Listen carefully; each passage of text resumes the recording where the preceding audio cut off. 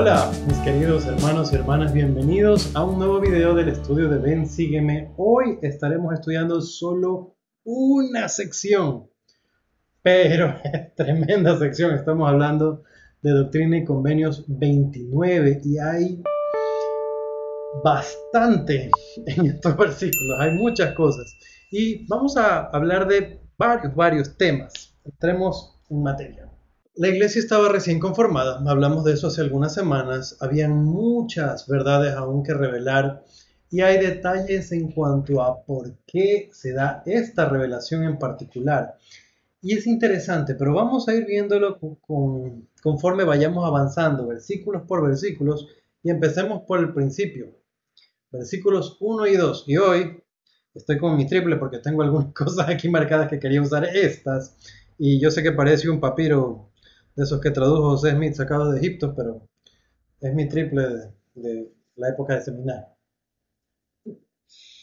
Ok, 1 y 2 dice: Escuchad la voz de Jesucristo, vuestro Redentor, el gran yo soy, cuyo brazo de misericordia ha expiado vuestros pecados, quien juntará a su pueblo como la gallina junta a sus polluelos debajo de sus alas, si a cuantos escuchen mi voz se humillen ante mí y me invoquen con poderosa oración. Empezamos súper fuerte y me gusta muchísimo porque Jesús se presenta como el gran yo soy, en cierta forma declarándose el Dios del Antiguo Testamento, el gran Jehová. Y lo que me gusta de eso es que así como se declaró como el gran yo soy a Moisés, que empezó una etapa sacando al pueblo de Israel de Egipto y guiándolos a través del desierto, administrando una dispensación.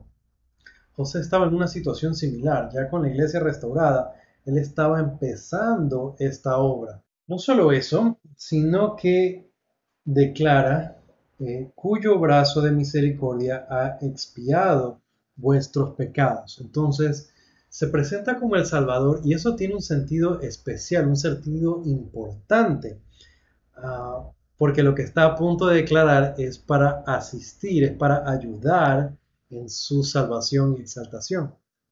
Ahora, el versículo 2 habla de esto. Jesucristo ya se ha presentado antes como la gallina que junta sus polluelos.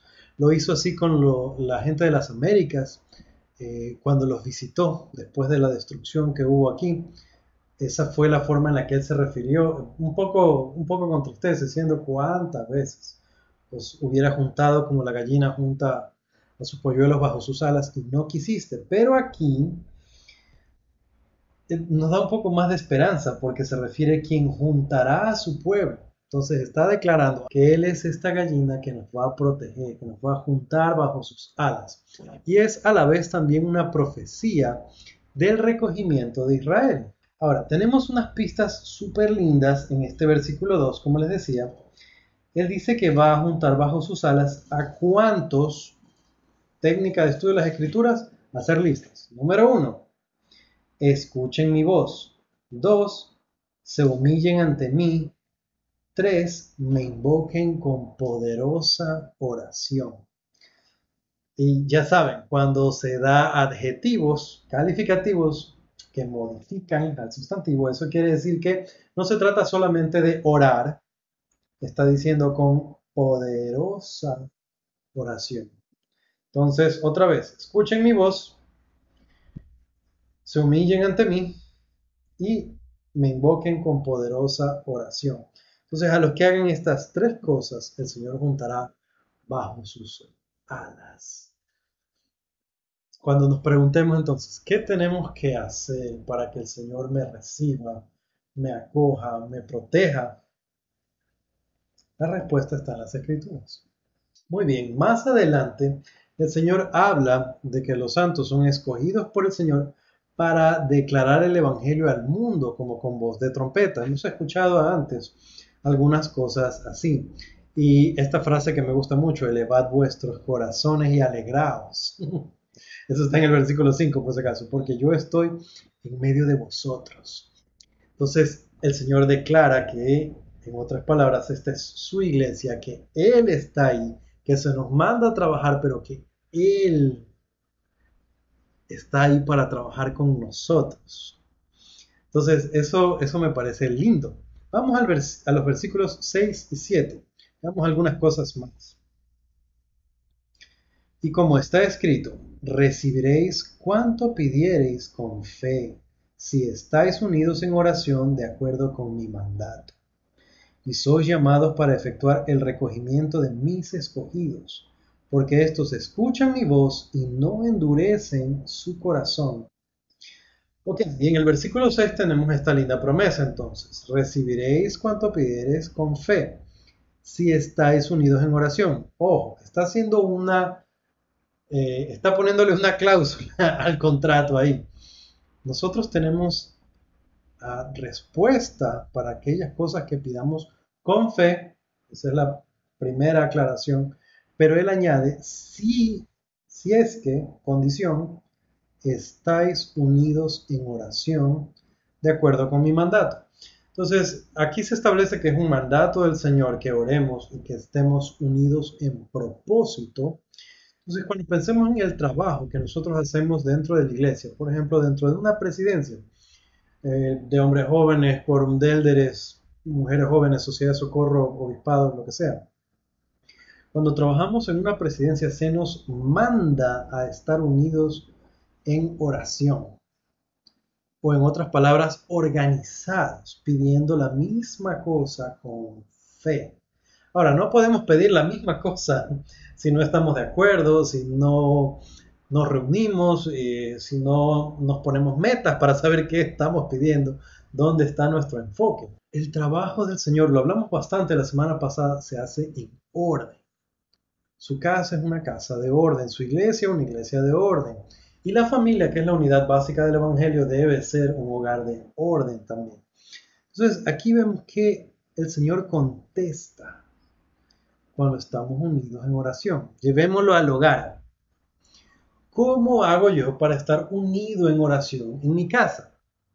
Estamos mi esposa y yo en nuestra oración familiar y en nuestra oración individual pidiendo las mismas cosas. ¿O va cada cual por su lado? Uno orando por, qué sé yo, por un mejor puesto en el trabajo y otra por una casa más bonita, no sé. Ah, la pregunta es si somos uno, como Él nos mandó, como dice aquí, de acuerdo con mi mandato. Entonces, esa es una reflexión interesante que podemos llevarla a la casa. Es un buen consejo que estemos unidos, organizados, encasillados, dirigidos hacia el mismo propósito en oración. Ahora, en el versículo 7 dice, sois llamados para efectuar el recogimiento de mis escogidos. Y hay esa interesante, digamos, mejor, importante aclaración. Se nos manda a recoger a sus escogidos. Y como bien sabemos, no todos son escogidos. Pero, ¿qué es lo que califica a una persona o lo que la determina como escogido o no? El versículo da la respuesta. Dice, porque estos escuchan mi voz y dos, no endurecen su corazón. Ahora, no estoy diciendo esto para que cuando nosotros salimos a la misión a predicar o salimos con los misioneros o cuando estamos enseñando el Evangelio, no estamos pensando, a ver, esta persona a la que yo le estoy enseñando, escucha la voz del Señor y no endurece su corazón porque si no, ni le enseño. No, no se trata de eso. Se trata de determinarlo en mí mismo. La pregunta es de análisis personal. O mejor dicho, yo la asumo así, porque aquí el Señor lo que está dando es instrucciones. Ustedes vayan a recoger a mis escogidos. Por cierto, mis escogidos son así y así. Tienen estas dos condiciones. Escuchan su voz, no endurecen su corazón. Entonces la pregunta, como yo les decía, siempre mi preferencia es llevar las cosas a un análisis personal, aplicar las escrituras a nosotros mismos para nuestro provecho e instrucción. Escucho la voz del Señor? ¿Endurezco mi corazón? ¿Sí? ¿No? ¿Contra Él? Y la idea de un ejercicio de este tipo no es tanto para determinar si es que soy escogido o no, y por ejemplo, llegar a la conclusión, chuzo, no he sido escogido, me voy a separar de la iglesia. Lo que yo quisiera que entendamos es que está en mí, o en otras palabras, es mi decisión ser o no un escogido. Ahora, puede sonar extraño porque la palabra escogido es eh, una acción que está por fuera de mí. Alguien más me selecciona, alguien me escoge, entonces yo soy escogido. Pero el Señor aquí hace esta aclaración de quiénes son escogidos. Entonces yo decido si cumplo o no los parámetros para que el Señor me escoja. Y la situación es sencilla, fácil no, pero es sencilla. Si yo quiero ser escogido por el Señor, no tengo que alzar la mano nada más. O no es que estoy ahí como en una clase brincando tratando yo de participar, sino que cumplo con estas dos cosas. Y si cumplo con estas dos cosas, el Señor lo sabe y soy escogido. ¿Qué tanto más quisiera Dios que todos sus hijos fueran escogidos? Pero por causa del albedrío por el que Él luchó, el albedrío con el que nos bendijo, con el que nosotros podemos progresar. Por causa de ese albedrío es que nosotros podemos escoger ser escogido. Muy bien, más adelante, en los siguientes versículos se habla de que el Señor ha dado un decreto del lugar donde serán recogidos y habla algunas cosas sobre el recogimiento.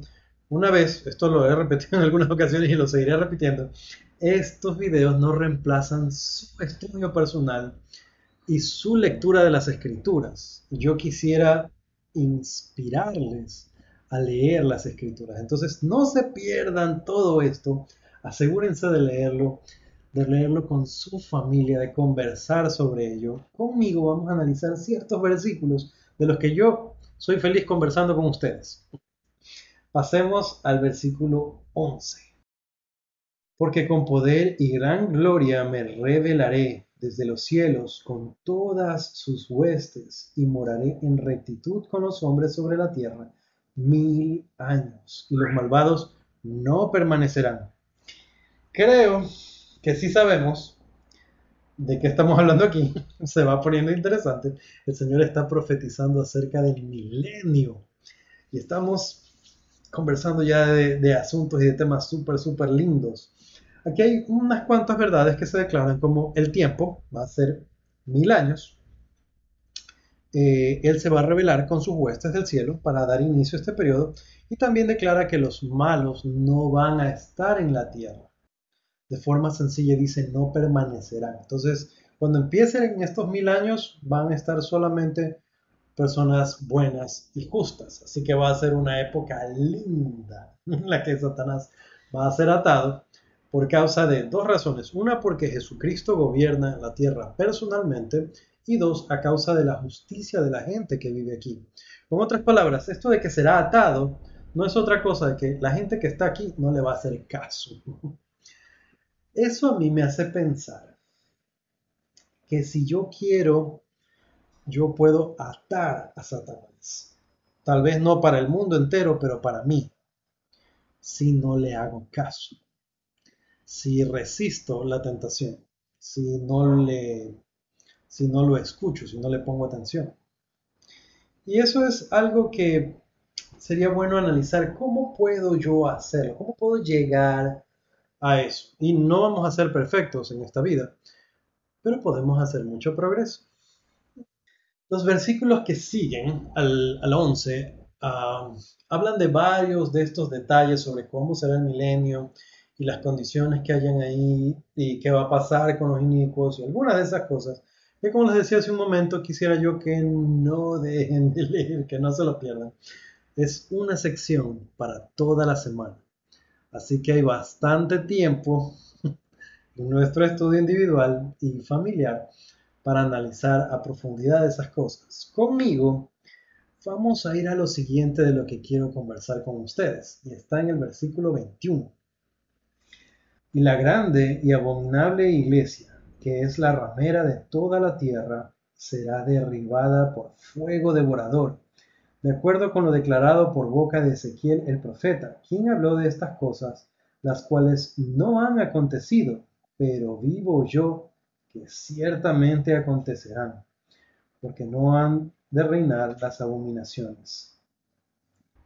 Esto es particularmente emocionante para mí, porque estamos hablando del fin de la maldad. Ahora, aquí se caracteriza a la maldad, se la atribuye como una iglesia grande y abominable, y se la describe de algunas más maneras que no quiero ni repetir. En la guía para el estudio de las escrituras nos vamos a Diablo, y ahí hay varios puntos, y hay uno que dice la iglesia del diablo.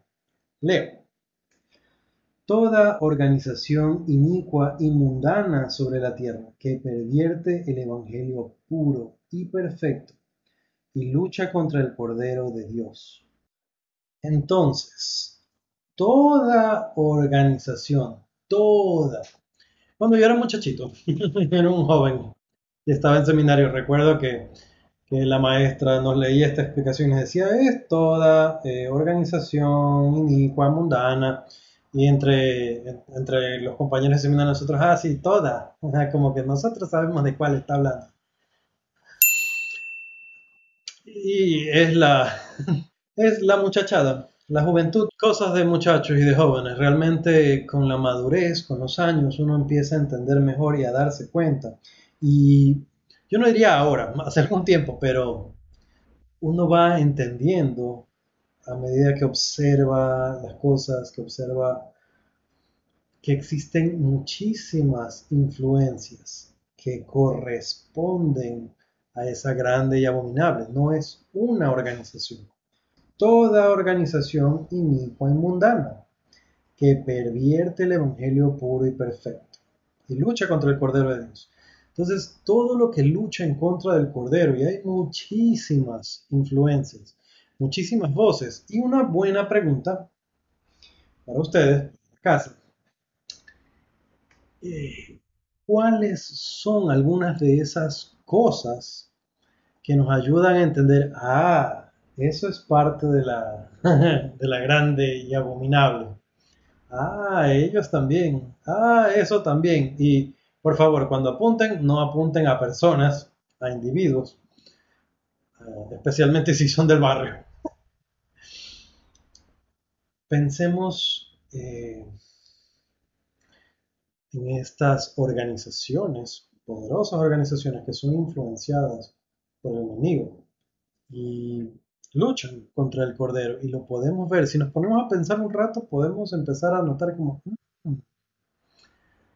esta banda musical, y como les dije hace, no me acuerdo, hace algunas semanas atrás, a veces pensamos como, son los rockeros porque visten de negro, pero no, no necesariamente, puede ser cualquier música, hablando ahorita de música, cualquier música que me lleve a mí a cometer un pecado, cualquier música que enseña en contra de la ley de castidad, y de esas hay muchas, especialmente de ritmos tropicales. Pero hay muchísima influencia, mucha música, series de televisión, videojuegos, muchas voces que están tratando de enseñarnos en contra del Cordero de Dios. Todas esas cosas, sociedades, tendencias políticas, ah, todas ellas son parte de la grande y abominable y van a caer. Va a llegar el día en que se va a acabar. Muy bien, en adelante el Señor habla algunas cosas más, insisto, lean todo, estudien todo, en familia, en casa, de forma individual. Pero el Señor habla algunas cosas más súper interesantes y conmigo vamos a pasar al versículo 31 y vamos a leer algunos versículos en adelante. Dice, porque por el poder de mi espíritu las he creado, sí, todas las cosas, tanto espirituales como temporales. Vamos a hacer una breve pausa aquí. El Señor está hablando de la creación y habla de que las cosas fueron creadas espiritualmente y luego temporalmente. Y el Señor mismo está haciendo una distinción de cosas espirituales, cosas temporales. ¿Ok? Vamos ahora al 32. Dice, primero espirituales, enseguida temporales, que es el principio de mi obra. Y además, primero temporales y enseguida espirituales, que es el fin de mi obra. Y aquí se está empezando a hacer medio trabalengua, pero si lo comprendemos, vamos a ver que realmente es claro. Habla de una creación primero espiritual, las cosas fueron diseñadas, proyectadas, planeadas en una esfera espiritual primero y luego creadas temporalmente, que es la etapa en la que vivimos ahora. Y lo llamamos temporal porque no somos, nuestro cuerpo no es eterno aún. Nuestro espíritu sí, la parte espiritual, pero la parte temporal no. Este cuerpo decae, degenera, envejece. Si me caigo, me rompo una pierna, me enfermo. Si como algo, me cae pesado. Entonces, este cuerpo es temporal. Pero ojo, dice enseguida temporales, primero espirituales, enseguida temporales, y además, primero temporales, esto, y enseguida espirituales, que es el fin de mi obra. Es decir, el Señor quiere llevarnos a una condición espiritual, que no significa que no voy a tener un cuerpo físico, sino que la condición de este cuerpo físico, que por el momento es temporal, va a recibir una condición distinta después. Continuemos. 33.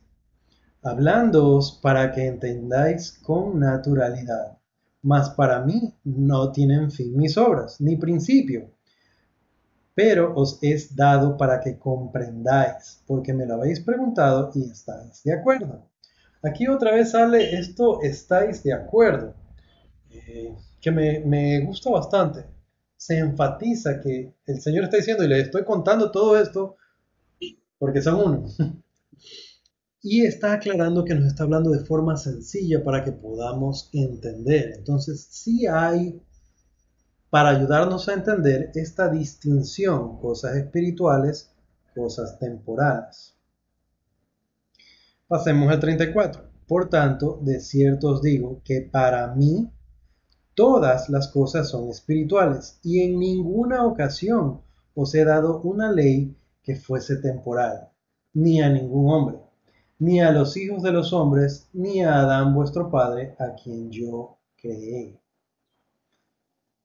Está hecha la aclaración. El Señor está hablando de cosas espirituales y temporales para ayudarnos a entender. Estos dos hechos existen. Sin embargo, para Dios, Él considera todo como espiritual. ¿A qué se refiere? Aquí está muy claro. Dice, para mí todas las cosas son espirituales. En ninguna ocasión os he dado una ley que fuese temporal. Nuestro Señor, nuestro Dios, tiene un cuerpo tangible de carne y hueso que no es temporal, tiene una condición superior.